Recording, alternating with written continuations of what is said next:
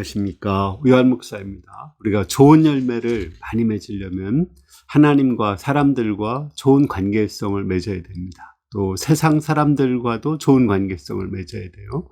오늘 말씀은 세상 사람들과 어떠한 관계를 맺어야 되는지 배울 수 있습니다. 세상 사람들은 우리 예수 믿는 사람들을 박해해요. 그 박해할 때 우리는 어떻게 해야 될까요? 우리 18절, 19절을 보겠습니다. 세상이 너희를 미워하면 너희보다 먼저 나를 미워한 줄 알라. 너희가 세상에 속하였으면 세상이 자기의 것을 사랑할 것이나 너희는 세상에 속한 자가 아니오 도리어 내가 너희를 세상에서 택하였기 때문에 세상이 너희를 미워하느니라. 우리가 예수 믿으면 세상에서 미움을 받아요. 왜냐하면 예수님도 세상에서 미움 받았어요. 세상의 왕은 사단이니까 예수님을 미워하고 또 당연히 예수 믿는 우리를 미워하는 것은 너무나도 당연한 것입니다. 근데 여기서 우리가 좀 주의해야 될 것이 있어요. 정말 예수님 때문에 미움을 받아야 되는데 나의 죄로 인해서 나 때문에 미움 받는 경우가 있거든요.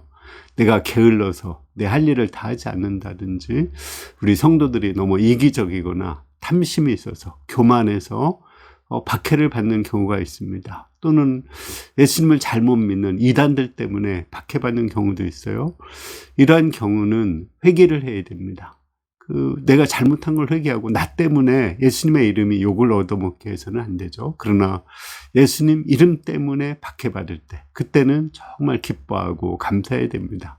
왜냐하면 내가 박해받을 수 있다는 것 자체가 예수님께 속했다는 증거이기 때문에 그렇습니다. 사도들도 이렇게 예수님 이름 때문에 채찍에 맞을 때 내가 예수님 때문에 채찍 맞는 자로 합당한 자로 여김을 받았다 생각하고 기뻐하고 감사했습니다.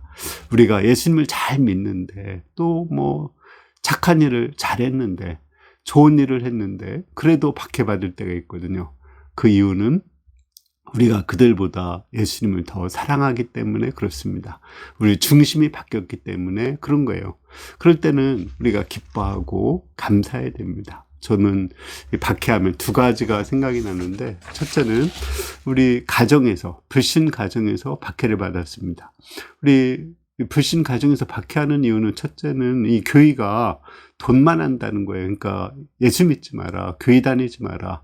교회 가면 결국은 너 돈 빼앗긴다. 근데 제가 성경 공부하고 은혜를 받고 사도 바울을 보니까 일을 하면서 복음을 전했어요. 와, 이거다. 그래서 저는 이렇게 일을 하면서 가장 많이 헌금을 하면서 또 이렇게 사람들에게 말씀을 가르치고 구원 역사를 섬겼습니다.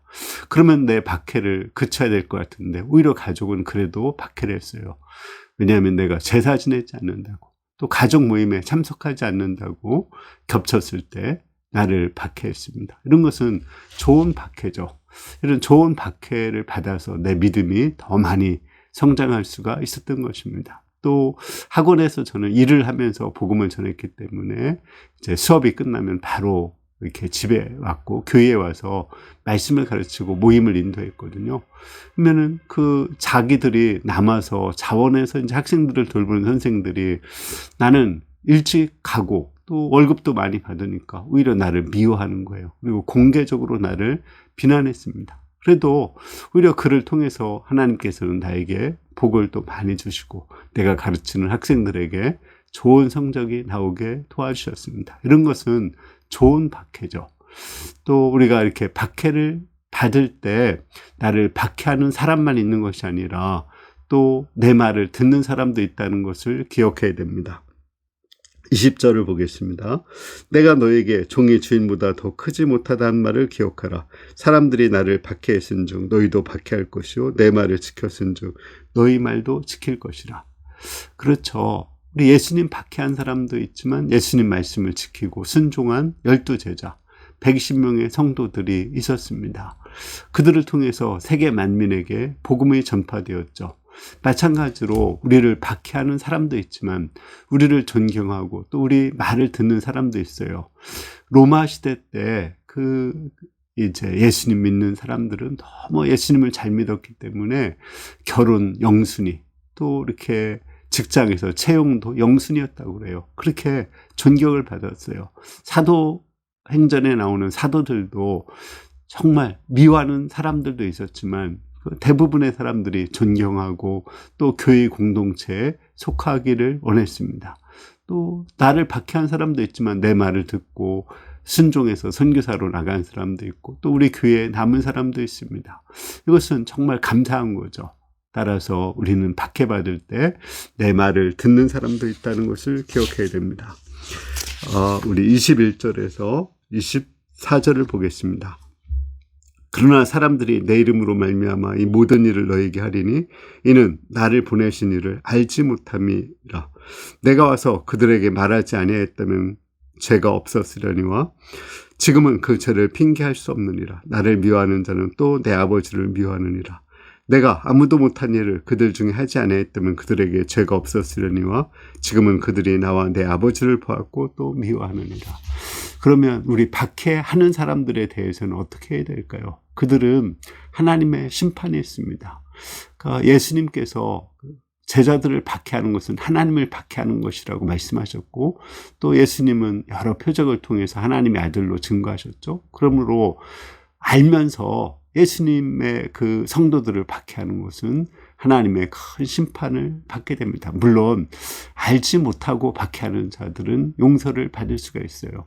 사도 바울이 이렇게 성도들을 박해할 때 알지 못하고 했죠. 근데 그때 예수님은 성도를 박해하는 것이 아니라 왜 나를 박해하느냐고 이렇게 말씀하셨어요. 알지 못하고 박해한 그 사도 바울은 용서를 받고 사도로 쓰임받았죠. 그러나 알면서 박해하는 자들은 하나님의 큰 심판이 있을 것입니다. 우리는 그들을 어떻게 해야 될까요? 그들을 불쌍히 여기고 용서하는 기도를 해야 됩니다. 그럴 때 그들이 변화되고 새로워집니다. 예를 들어서 예수님을 십자가에 죽이고 못 박는 자들을 위해서 예수님은 아버지여 저희들을 사하여 주옵소서, 자기들의 하는 것을 알지 못한다고 기도했습니다. 예수님이 행하신 일보다도 그 십자가를 보고 그 기도를 듣고 많은 사람들이 예수님을 믿었죠.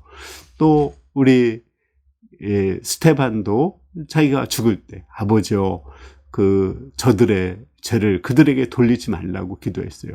그때 그 스테반의 옷을 지키는 사도 바울이 그 기도를 듣고 변화되었고 나중에 예수님을 만나게 되었습니다.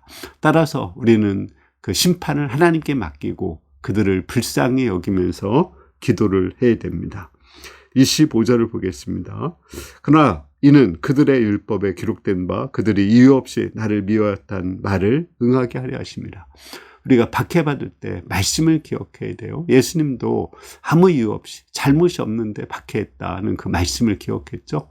또 가룟 유다가 예수님을 팔 때도 함께 밥을 먹는 자가 발꿈치를 들었다. 그 말씀을 기억하고 그것을 극복했습니다. 이와 같이 우리는 박해받을 때 말씀을 기억할 때 그 말씀이 우리에게 힘을 주고 또 말씀의 뿌리를 내리고 또 그 박해를 충분히 극복할 수 있는 힘을 주십니다. 저도 우리 가족에서 막 매도 맞고 또 뭐 이렇게 수업료도 안 준다고 했을 때 대학 때 저는 이사야서 50장 9절 보라 내 여호와께서 너를 도우시리니 너를 정죄할 자가 누구냐 보라 그들은 다 옷과 같이 헤어질 것이며 좀이 그들을 먹으리라. 이 말씀 가지고 그 박해가 일시적으로 끝날 것임을 확신이 들었고 박해를 잘 견딜 수가 있었습니다. 요즘도 이유 없이 또 내가 정말 사랑했던 사람들에게 박해받는 경우가 있거든요. 그때 요한복음, 마태복음 5장 말씀에 나로 인하여 너를 욕하고 박해하고 너희를 거스려 모든 거짓말할 때 너희에게 복이 있나니 하늘에서 너희 상이 큼이라. 이 말씀을 기억하고 이렇게 때로는 잠을 못 잘 때도 있었지만 이제는 잠도 잘 자고 또 이 말씀을 기억할 때 또 하나님의 실제 상 주시는 것을 많이 체험했습니다. 26, 27절을 보겠습니다. 내가 아버지께로부터 너에게 보내실 보혜사 곧 아버지께로부터 나오시는 진리의 성령이 오실 때 그가 나를 증언할 것이요 너희도 처음부터 나와 함께 있었으므로 증언하느니라. 우리는 박해를 받을 때 예수님을 증언해야 돼요. 성령님도 예수님을 증언하거든요. 성령을 의지해서 성령이 주시는 말씀으로 예수님을 증언해야 됩니다. 우리의 박해는 사람들에게 예수님을 증언할 수 있는 아주 좋은 기회죠. 예를 들어서 우리 스테반의 그 순교를 통해서 흩어진 많은 사람들이 사마리아와 또 안디옥에 가서 교회를 세우고, 이를 통해서 세계 선교가 일어났죠. 또 사도 바울이 죄수로 로마에 끌려갔을 때 거기서 로마의 복음이 전해졌습니다. 콜로세움에서 죽어가는 많은 성도들이 하나님을 찬송하며 죽었을 때 그 박해를 통해서 콜로세움에 앉아있던 많은 그 로마 사람들이 회개하고 예수님을 믿게 되었습니다. 따라서 우리는 이런 박해를 받을 때 예수님을 적극적으로 증거해야 됩니다. 결론적으로 20절을 보겠습니다. 내가 너에게 종이 주인보다 크지 못한 말을 기억하라. 사람들이 나를 박해했은즉 너희도 박해할 것이요 내 말을 지켰은즉 너희 말도 지킬 것이다. 자, 우리가 박해받을 때 어떻게 박해를 견뎌야 된다고 했어요? 첫 번째는 내가 예수 잘 믿고 있다 생각하고 기뻐하고 감사를 해야 됩니다. 또 내 말을 지키는 사람들을 생각해야 돼요. 박해하는 사람도 있지만 또 내 말에 순종하는 사람도 있죠. 그때 또 나를 박해하는 사람들을 불쌍히 여기고 기도해야 되고 하나님의 말씀을 기억해야 됩니다. 그리고 박해받을 때 적극적으로 흩어져서 예수님을 증거해야 됩니다. 그러면 박해가 유익이 있죠. 우리에게 박해가 있는 것이 문제가 아니라 박해가 없는 것이 문제예요. 박해가 없다면 타락하게 되거든요. 고난이 없으면 타락해요. 이럴 때는 스스로 자원해서 고난을 받는 것이 중요합니다. 또 하나는 내가 잘못해서 박해를 받는 경우 많아요. 요즘에 기독교인들의 그 신뢰도가 한 19%뿐이 안 된대요. 카톨릭 25%, 불교가 24%인데 이것은 우리가 잘못한 거죠. 대체로 많은 사람들이 그 기독교를 신뢰하지 못하는 이유가 기독교인들이 너무 정치 참여를 한다는 겁니다. 또 하나는 기독교인들이 부정부패가 많은 거죠. 음란한 거, 돈 문제, 권력 다툼하기 때문에 사랑하지 않기 때문에 박해를 받아요. 그것은 회개해야 되죠. 우리가 박해를 내 죄 때문에 받는 것은 회개하고 예수님 때문에 박해를 받고 또 예수님 때문에 점점 더 우리가 고난을 사랑하는 그런 사람이 될 수 있기를 기도합니다.